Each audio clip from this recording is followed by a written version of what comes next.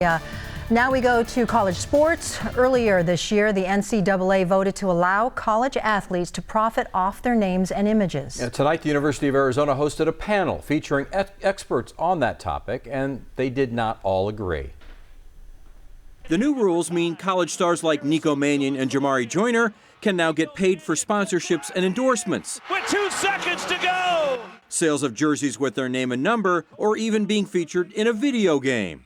Don McPherson was an athlete at Syracuse in the 80s and later played for the Philadelphia Eagles. He says allowing students to get paid takes the emphasis off their education. This whole conversation is rooted in the notion that athletes' shelf life to make money is while they're in school. And I reject that wholeheartedly, that their time in school should be preparing them for life after school.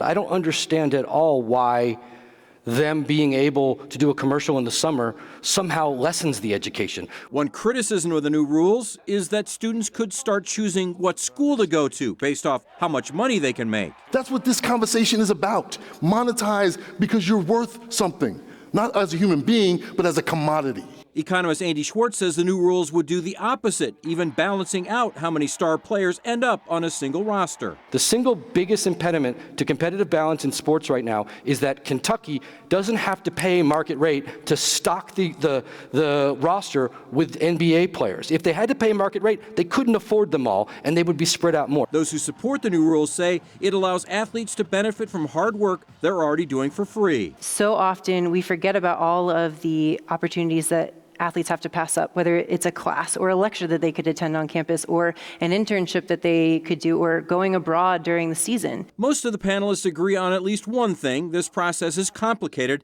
and is going to take time to implement properly. The NCAA has given its divisions until 2021 to make the changes to allow student athletes to be compensated.